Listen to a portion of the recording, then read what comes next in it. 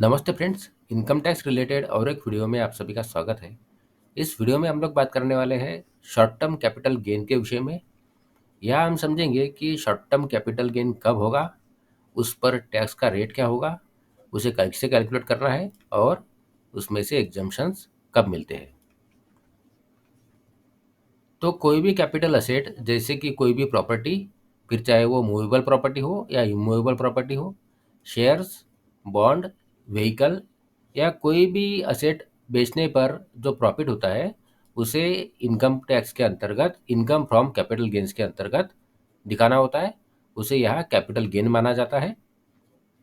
और ये capital gain short term capital gain भी हो सकता है और लॉन्ग टर्म कैपिटल गेन भी हो सकता है।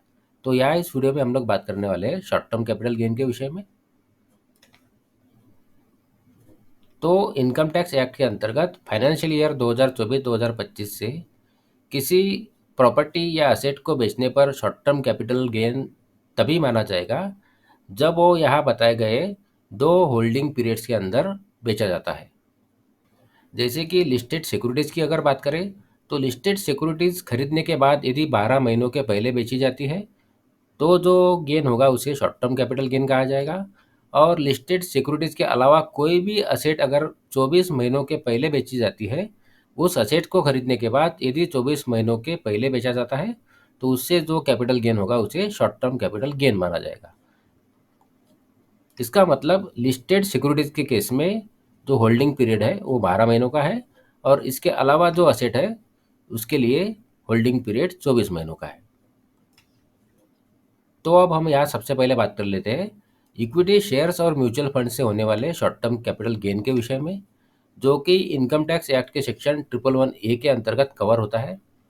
तो यहाँ यदि कोई भी इक्विटी शेयर्स या म्यूचुअल फंड्स खरीदने के बाद उसे 12 महीनों के पहले बेचा जाता है तो उससे जो कैपिटल गेन होगा उसे शॉर्ट टर्म कैपिटल गेन कहा जाता है।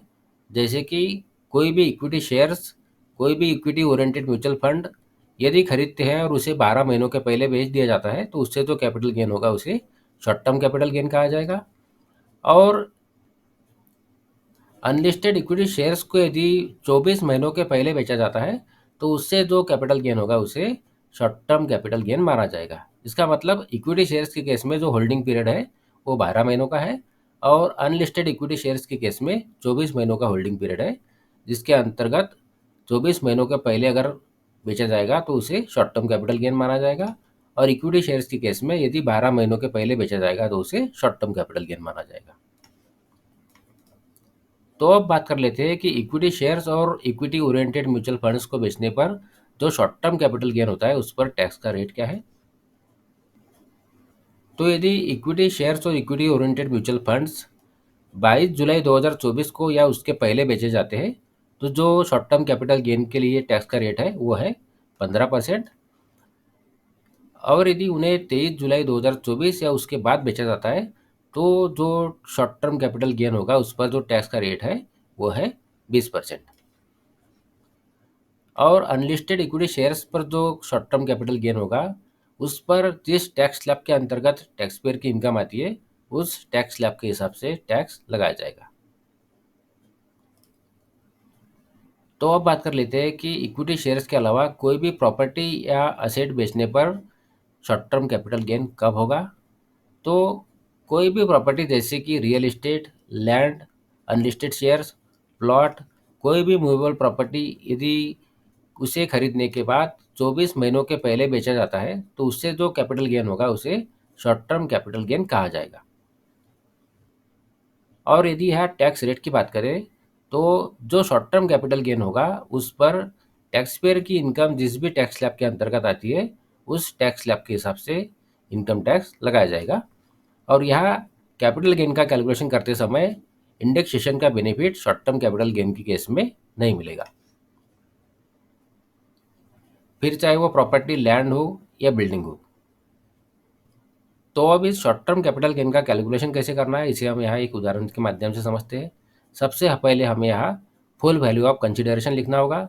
जो सेल्स कंसिडरेशन मिला है, जो सेल प्राइस हमें मिलने वाली है उसे हमें लिखना होता है। जैसे कि हमने यहाँ 6 लाख रुपये लिख लिए हैं। इसमें से जो उस प्रॉपर्टी को बेचने के लिए जो खर्चे किए जाते हैं उन्हें माइनस करना होगा। जैसे कि ब्रोकरेज वगैरह, तो हमने यहाँ 20,000 रुपये माइनस किया है। इसके बाद हमें मिलेगा नेट कंसिडरेशन। अब इसमें से हमें उस प्रॉपर्टी की परचेस प्राइस माइनस करनी होती है, जो कि कॉस्ट ऑफ एक्विजिशन होती है, उसे हमने यहाँ माइनस कर लिया है, जो कि थी 4,50,000 रुपये। इसके बाद यदि उस प्रॉपर्टी में कुछ इम्प्रूवमेंट किया है तो कॉस्ट ऑफ इम्प्रूवमेंट भी हमें माइनस करनी होती है, तो हमने यहाँ कुछ माइनस नहीं किया है। उसके बाद हमें जो बचता है वो होता है शॉर्ट टर्म कैपिटल गेन। तो यहाँ इस उदाहरण के हिसाब से यहाँ 1,30,000 रुपये का शॉर्ट टर्म कैपिटल गेन हुआ है, जिसके ऊपर टैक्स लगाया जाएगा। तो यहाँ ये शॉर्ट टर्म कैपिटल गेन 1,30,000 रुपये का दिखाई दे रहा है, इसके ऊपर डायरेक्ट टैक्स नहीं लगता है। इसके लिए टैक्स पेयर की साल भर की सभी हेड्स के अंतर्गत जो इनकम है उसका कंपुटेशन करना होता है, और उसकी टोटल यदि टैक्सेबल लिमिट से कम है तो कोई टैक्स नहीं लगता है, टैक्सेबल लिमिट से ज़्यादा है तो ही टैक्स लगाया जाता है। इसके बाद अगर हम बात करें चैप्टर 6 के अंतर्गत मिलने वाले डिडक्शंस की, जैसे कि सेक्शन 80C से लेके 80U तक, यदि जो शॉर्ट टर्म कैपिटल गेन हुआ है वो सेक्शन 111A के अंतर्गत कवर है, तो सेक्शन 80C से लेकर 80U तक का कोई भी डिडक्शन टैक्स पेयर को नहीं मिलता है। और यदि जो शॉर्ट टर्म कैपिटल गेन हुआ है वो सेक्शन 111A के अंतर्गत कवर नहीं है, तो इस सेक्शन के अंतर्गत 80C से लेकर 80U तक के डिडक्शन टैक्स पेयर को मिलेंगे। और इनकम टैक्स एक्ट के अंतर्गत ऐसे दो सेक्शंस हैं जिनके अंतर्गत शॉर्ट टर्म कैपिटल गेन से एग्जम्पशन मिलता है, जैसे कि सेक्शन 54B और सेक्शन 54D। या हम यदि सेक्शन 54B की बात करें, यदि कोई एग्रीकल्चरल लैंड बेचने पर शॉर्ट टर्म कैपिटल गेन होता है, तो जो अमाउंट टैक्स पेयर को मिलती है वो अमाउंट यदि वो व्यक्ति कोई नई एग्रीकल्चर लैंड परचेस करने के लिए खर्चा करता है, इन्वेस्ट करता है, तो इस सेक्शन के अंतर्गत एग्जम्पशन उसे कैपिटल गेन से मिलता है। और सेक्शन 54D की यदि बात करें, तो टैक्स पेयर यदि कोई इंडस्ट्रियल लैंड या बिल्डिंग बेचता है जो कि इंडस्ट्रियल पर्पज़ के लिए यूज़ होती है, तो उससे जो अमाउंट उसे मिलती है वो अमाउंट यदि वो कोई नई इंडस्ट्रियल प्रॉपर्टी परचेस करने के लिए खर्चा करता है, इन्वेस्ट करता है, तो इस सेक्शन के अंतर्गत उसे एग्जम्पशन मिलता है। तो ये दो एग्जम्पशन है जो शॉर्ट टर्म कैपिटल गेन से टैक्स पेयर क्लेम कर सकते हैं। तो ये थी जानकारी प्रॉपर्टी से होने वाले शॉर्ट टर्म कैपिटल गेन के विषय में। आशा करता हूँ इस वीडियो की जानकारी आपको यूज़फुल लगी हो। यदि इस वीडियो की जानकारी आपको यूज़फुल लगी है तो वीडियो को लाइक करिए, चैनल को सब्सक्राइब करिए। धन्यवाद।